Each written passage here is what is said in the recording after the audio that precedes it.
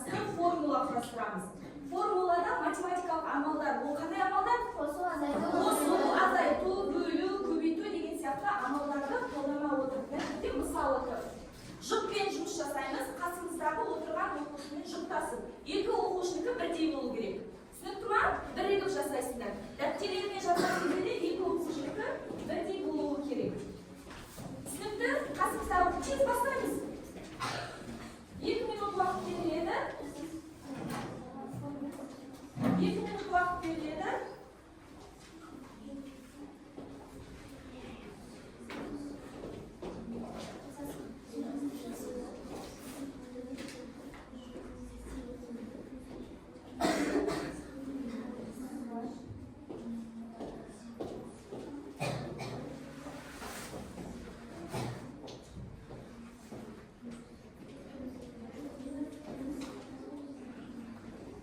Оқушылармен жұптас жұмыс жасаймыз.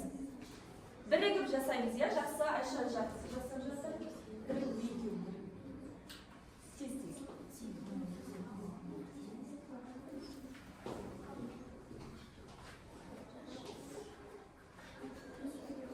Сендерге әр тапсырма сайын балалар мынандай пазл беріліп отырады.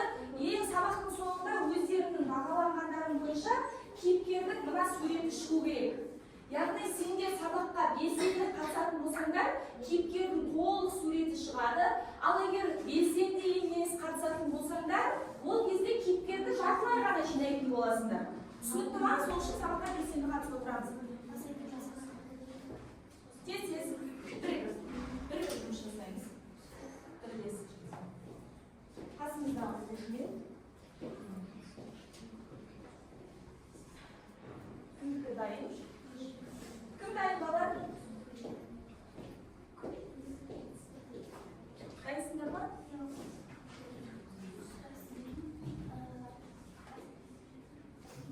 Қазір уақыт.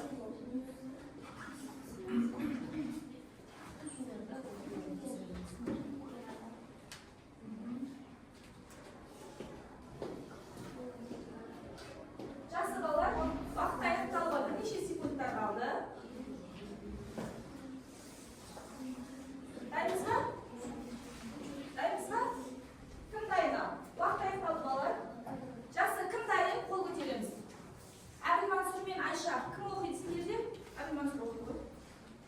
Синқол қосылған сабыр, қосылған өлеңбар, азайтылған сатқын, қосылған батыр, көбейтілген жасалды. Жақсы, азайту сатқын депті, дұрыс па? Я сатқынды оның бойында жоқ, я жақсы. Ал жібек айырған сендерде кім? Қыпшақ синқол қосылған қосылған, алынған сатқын, көбейтілген адам, бөлінген мейірім. Бөлінген мейірім бі? Мейірімсіздік, жақсы. Келесі, Нұрасын. Синқол күріс еңбекқор, күріс адал, күріс сабырлы, күріс алдына мақсат қоя береді, минус саран, минус сабырсыз, көбейтілген адамгершілігі. Жақсы, қосу азайту деп айтсаңыз, иә? Жақсы, өте жақсы қасиеттерін жазды.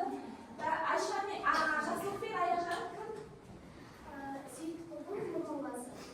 Қосу сабырлы, қосу еңбекқорлы, азайту жалқаулық, және сенімсіздік адам. Жақсы, келсеңіз ба? Жақсы. Енді бір оқушы Сейтқали мен кім жаңайым? Сейтқали оқысын. Сейтқали оқысын. Отыр ғой.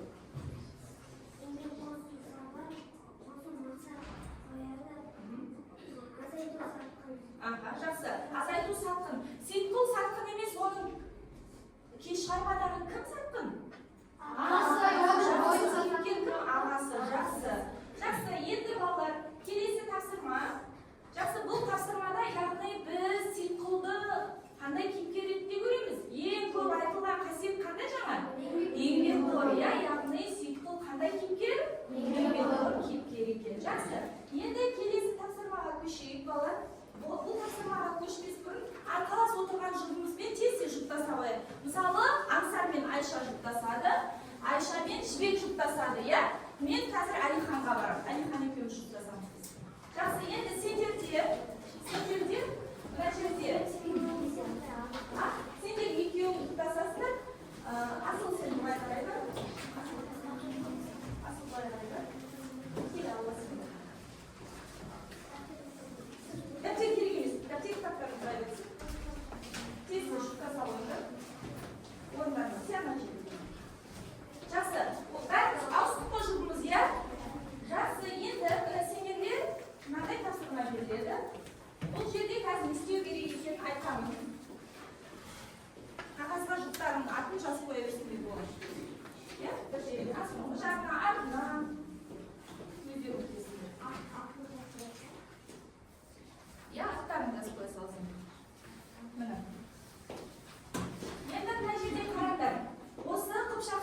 бұл әңгімесінде қандай әрекет болды? Мысалы, қандай әрекет болды ең бірінші? Егін егіп, иә, дұрыс, егін егді, мысалы үшін айтпадым. Одан кейін егін еккен кезде кейіпкер қандай қасиеті көрінді кейіпкердің? Оны жазып тыныш болды, мен бір ғана мысал келтірдім. Енді сол мына әрекетпен мына қасиеттің қазіргі біздің өмір сүріп жатқан қоғамымызға қандай әсері бар? Қысқа ғана сөз тіркесімен жазамыз. Түсінікті? Иә, біреу, екеу, үшеуіне де. Біреуіне жазсаң да болады, екеуіне жазсаң да болады, үшеуін толтырсаң да болады. Түсінікті ма? Бұл жерге сендерге 3 минут уақыт беріледі. Қазір мен Алиханның басына. Алихан, бірігіп тыңдасам, иә? Бірігіп жұмыс жасаймыз, тез-тез. Әрекеттер деген кезде, мынандай балалар тұр ғой, ешкімдікіне тиіспейміз, иә? Әркімдікі өзінің орнында.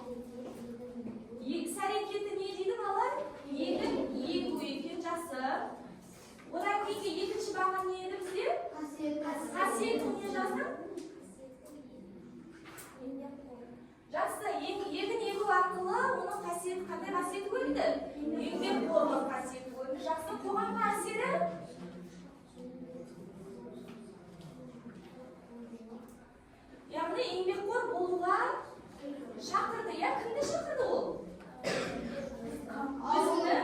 Өзінің Жақсы. Ал Ислам, Амина екеуі. Іс-әрекеті ауылдастармен ұжым болуы. Ауылдастармен бірігіп ұжым болуы. Жақсы. Қасиеті ауызбіршілікті. Ауызбіршілікке шақырды қоғамды. Жақсы. Қоғамға әсері бір-бірін қолдау. Бір-бірін қолдады. Келісеміз бе балалар? Жақсы. Ал кім Жанайым мен Жанайым? Іс-әрекеті еңбек етті. Қасиеті шыдамды еңбек. Қоғамға әсері адамдарды еңбек етуге шақырды. Жақсы. Ал енді келесі кім? Айша оқи ғой. Екінші. Мынаны оқымай қой, енді мынаны оқы, бәрі қайталанды мынаны. Даусын шығар. Қасиетті адамды қоғамға әсері ол байытты. Кімді байытты? Өзінің жұртын байытты. Жақсы. Тағы кім оқиды? Аясын мен Муслима оқысын ал. Егін мен малды айырбастауы. Жақсы. Егін мен малды айырбастау бар. Болды ма әңгімеде? Жақсы. Айырбастау да жасады. Одан кімге мейірімділік көрсетті ол кезде? Өзінің халқына, жұртына. Жақсы. Халқына көмектесті. Тағы да жазыңдар. Жақсы. Аяжан оқи ғой. Іс-әрекет отанына, яғни халқына егіншілікпен, саудамен көмектесу. Қасиеті отансүйгіштік. Қоғамға әсері отан сүю, құрметтеу. Жақсы. Келісеміз бе? Жақсы. Қазір келісім. Оқи ғой. Іс-әрекеті алдына мақсат қоя беруі. Қасиеті шыдамдылығы. Қоғамға әсері адамдардың мал жайын оларды берекелі тапады. Жақсы. Келісеміз бе балалар? Әмір Мансұр мен Ақжарқын. Ақжарқын оқышы. Екіншісін оқышы сауда деген. Даусын шығар. Әрекеті сауда жасайды. Қасиеті ауызбіршілік. Қоғамның әсері адамдардың Бірге. Адамдармен бірге, яғни топтасып, ұйымдасып жұмыс жасауға шақырды ма халқын? Жақсы. Ал Алла? Іс-әрекеті егін етті. Қасиеті еңбекқор. Қоғамға әсері егін байытты. Жақсы. Ал оқи ғой. Іс-әрекеті халқына көмектесті. Қасиетті адамды қоғамға әсері еліне еңбек етті. Жақсы. Елі үшін еңбек етті. Келісеміз бе балалар? Жақсы. Керемет. Өте жақсы жұмыс жасап жатсыздар. Енді бізде келесі тапсырма, мынандай балалар.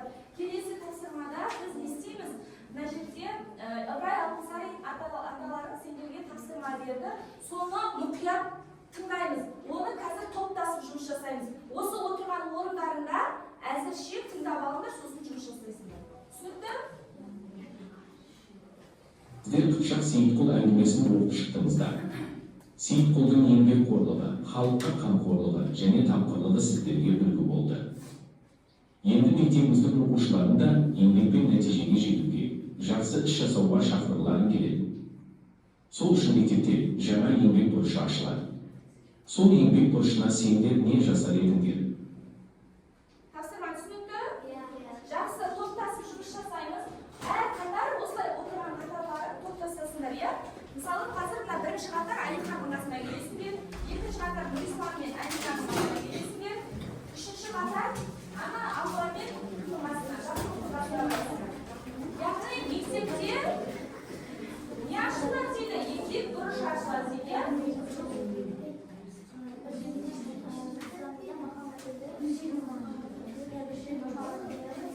Сендерге қазір мен нәрсе беремін.